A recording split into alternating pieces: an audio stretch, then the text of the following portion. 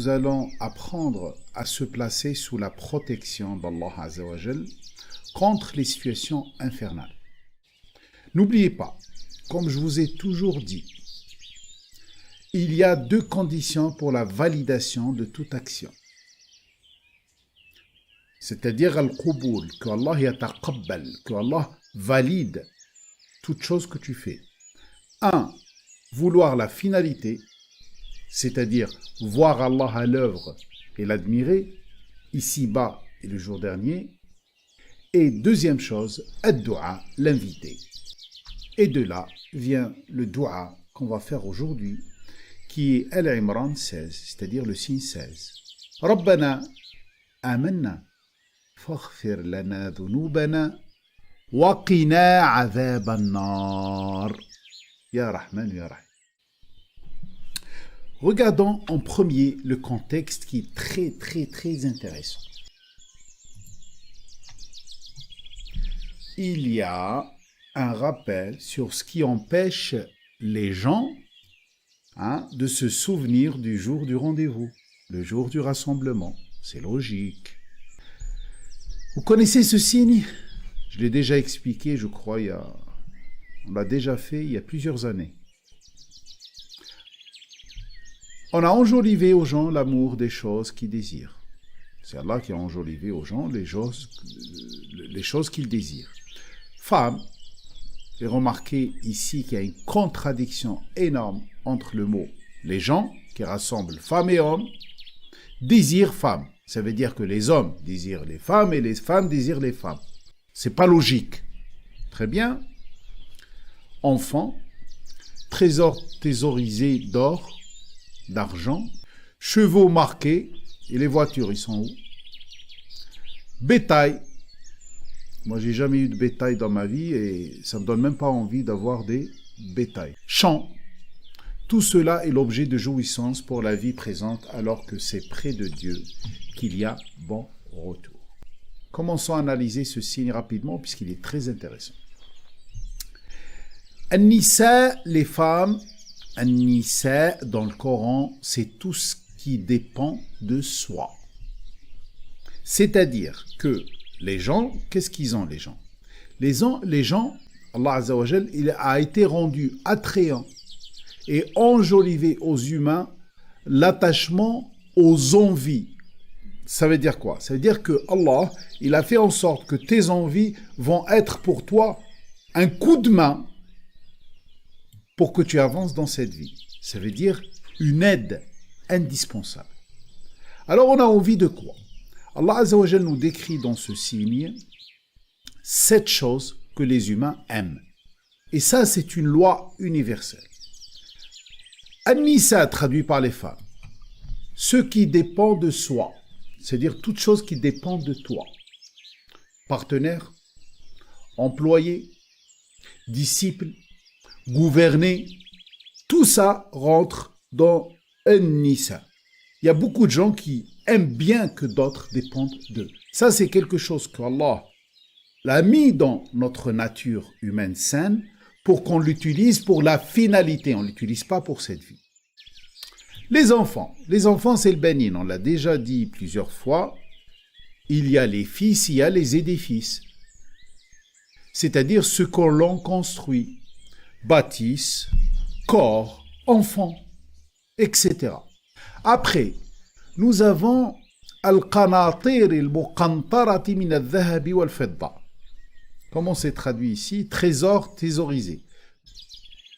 Alors, al-qanatir al-muqantara min al-dhahab, qanatir, les quintals d'or, c'est détenir le pouvoir d'obtenir beaucoup à partir de peu. Vous savez, maintenant, vous pouvez le comprendre.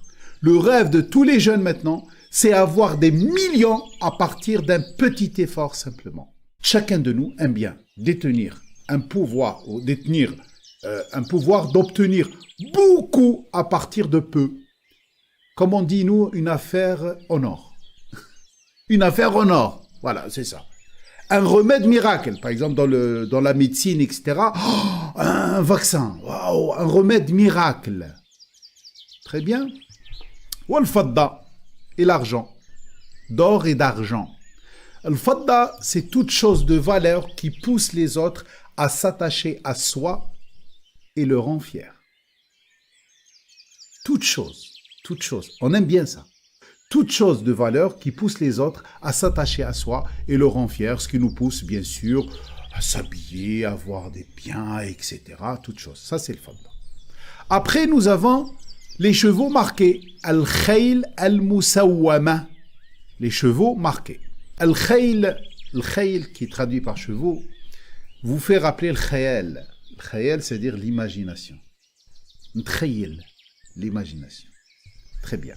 Alors, le Khayl al-Musawwama, c'est les idées originales de grande valeur chez soi ou chez les autres me concernant. Vous imaginez? J'aimerais bien que les gens imaginent que je suis le top, je suis le meilleur.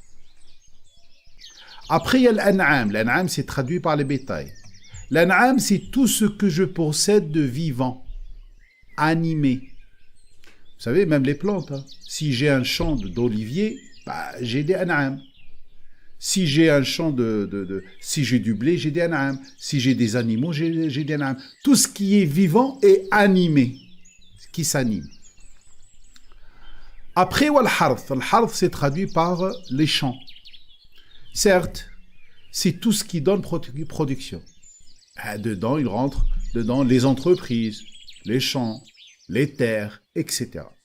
Et après, il te dit, tout cela n'est qu'outillage matériel pour la vie présente. Fais gaffe, c'est un matin, c'est du matériel. Ne l'oublie jamais. Utilise-le, rassemble-le, aime-le puisque c'est le cadeau d'Allah. Rassemble-le. Simplement, fais attention, ce n'est que du matériel. C'est-à-dire, n'oublie pas le but final. Alors que c'est près d'Allah qu'il y a les plus excellentes situations de retour. C'est-à-dire quoi les plus excellentes situations de retour? C'est quoi husn ma'ab?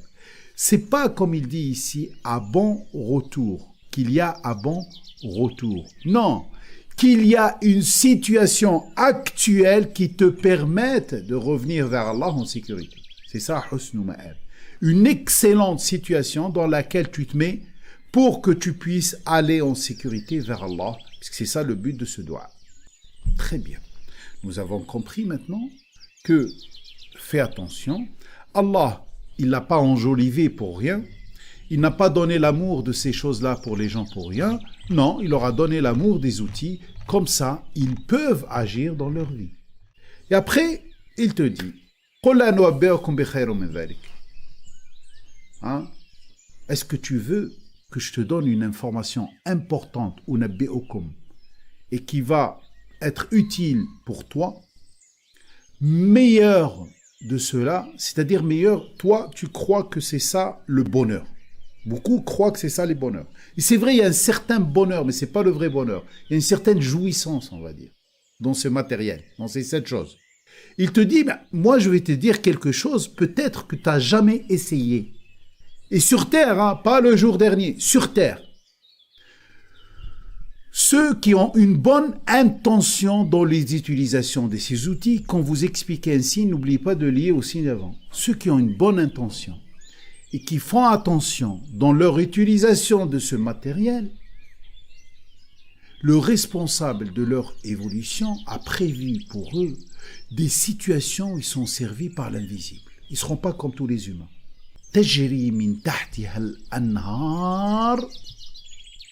Il va mettre en place une infrastructure dédiée à toi dans ta vie. On dirait que le monde travaille pour toi.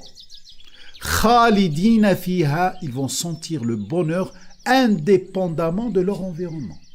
Le khuld dans le Coran, comme il le traduit souvent par l'éternité, non, ce n'est pas l'éternité. C'est que tu es dans une situation qui ne change pas, même s'il y a une catastrophe à l'extérieur. Wa azwajun mutahhara. Oh là là, traduit par des épouses purifiées. Et les femmes? Des époux? Mais c'est pas cité. Wa azwaj. Azwaj, c'est les pères. Mutahhara, ça veut dire homogénéisé. L'azwaj, ya jama'a, c'est tous les partenaires visibles, invisibles, matériels, immatériels, qu'ils viennent te compléter pour exécuter quelque chose. Wa ridwanun min Allah. Waouh! Un outil que Allah va t'offrir pour que tu aies toujours son agrément et pour que tu sentes toujours le bonheur de l'acceptation de ce que tu fais. Wallahu basirun bil ibad.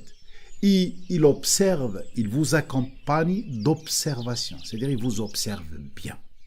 Là, il t'a donné une information capitale. Il t'a dit, voilà, tu veux vraiment être protégé ici-bas et le jour dernier. Chaque verset qui parle du paradis, il est valable pour ici et pour demain, c'est-à-dire pour la fin. Ces mêmes gens qui essayent, qui sont dans un processus où ils font attention, qu'est-ce qu'ils vont dire? Ils vont dire aux responsables d'évolution, nous sommes dans une situation de confiance, couvre-nous des conséquences de nos erreurs et protège-nous des situations infernales. Tout de suite dans le D7, il te dit, ces gens-là qui disent ça, ils doivent être ça. Ils doivent être dans ces catégories-là. C'est qui cela, ya Allah? As-sabirun, as-sabirin, was-sadiqin, wal-qanitin, wal-munfiqin, wal-mustaghfirin bil-ashar. 1, 2, 3, 4, 5. Faites attention quand vous trouvez des choses comme ça dans le Coran. C'est-à-dire, vous trouvez 1, 2, 3, 4, 5 catégories, etc. Ça, c'est des modes d'emploi. C'est-à-dire, il te dit, si tu veux être dans une situation où tu es servi par l'invisible, etc., protégé, voilà ce que tu dois faire. As-sabirin, ceux qui restent déterminés. Was-sadiqin, as-sadiqin traduit par les véridiques. As-sidq, c'est les réalistes. Sadiqin, ce sont les réalistes. Et qui font des réalisations qui correspondent au réel. Qu'attend Allah d'eux? Wal-qanitin. Alors ils sont déterminés, réalistes, et qanitin. Qanitin, c'est traduit par les obéissants. Al-qanitin, ce n'est pas les obéissants. Qanitin, c'est les connectés. Il y a les qanitin, c'est ceux qui coupent la connexion. Qanitin, c'est les connectés. Connectés directement à leur environnement, à leur bayt, et surtout connectés à Allah. Wal munfiqin, ceux qui dépensent dans le sentier d'Allah. Ça veut dire quoi, le munfiqin? Bien sûr, vous allez trouver que le mot munfiq, certes, c'est celui qui dépense. Mais vous trouvez que il y a le mot nafaq qui veut dire tunnel, et il y a le mot munafiq qui veut dire hypocrite. Voilà. Et là, tu te dis, quelle est la relation? Nafaqa, c'est avoir une entrée et une sortie. Si on revient au signe de tout à l'heure qui nous parle des biens qu'on aime et les trésors, et etc. Qu'est-ce que tu as prévu pour ça? Est-ce que tu as prévu une entrée, une sortie, ou tu as prévu juste une entrée et tu vas amasser dans cette vie? Allah, il te dit non. Quand tu as une entrée, prévois une sortie. Et la sortie, c'est l'investissement. Donc quoi? Tu vas investir cela. Wal mustaghfirina bil ashar, ceux qui implorent pardon juste avant l'aube. Mais ça ne peut pas être cela, simplement. Qu'est-ce que l'ashar? Al-ashar, c'est l'aube? Ou al-ashar a une relation avec sihr? Vous savez, sihr, c'est tout ce qui est illusion, tout ce qui est magie. Alors, le mustaghfirina bil ashar, c'est ceux qui sont sabirin, sadiqin, qanitin, munfiqin, et des fois, quand ils sentent qu'ils risquent d'être illusionnés par les biens de cette terre, ils demandent recouvrement, ils demandent intervention d'Allah. Dans les moments où il y a un risque d'être illusionné, d'être induit en erreur. Vous avez compris maintenant toutes les personnes que Allah va exaucer ce dua extraordinaire. Rabbana innana amanna faghfir lana dhunubana wa qina adhaban nar. Rabbana, ô responsable de notre évolution, Toi qui es le seul responsable de mon évolution. Je n'ai pas d'autre responsable de mon évolution. Innana, nous sommes assurés que nous sommes dans un processus de confiance. Là, il nous apprend comment demander. Avant que tu lui dis « Irfirli » ou « Protège-moi », etc. Non.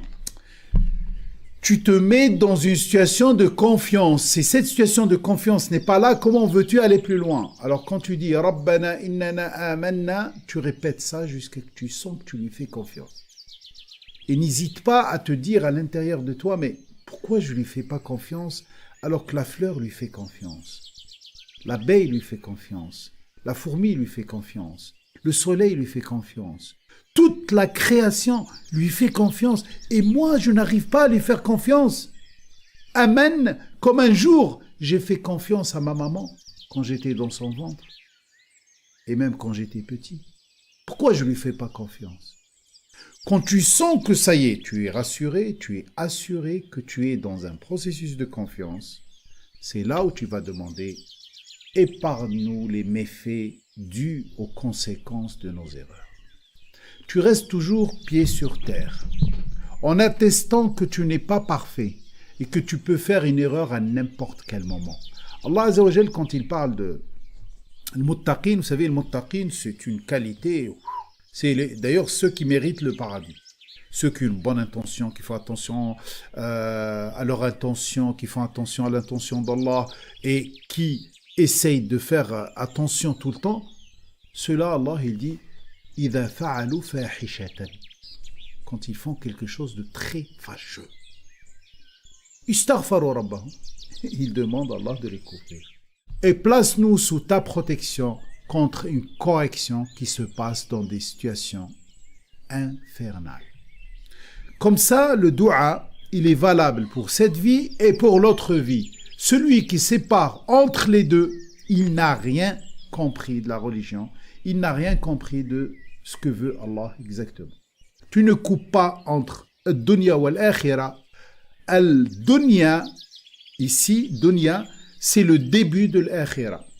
Ton voyage a commencé le jour où deux cellules se sont rencontrées. Et ça va jusqu'à la finalité. Alors, quand tu demandes à Allah ce dua, tu lui demandes pour ici et pour demain. C'est pour ça le feu ici-bas, c'est des situations infernales. Et vous entendez le mot infernal, le feu, ça vous donne le... Quand tu es dans le feu, tu es cerné, tu es dans une situation infernale. Très bien. Alhamdulillahi Rabbil Alamin. J'espère que vous avez bien capté le message.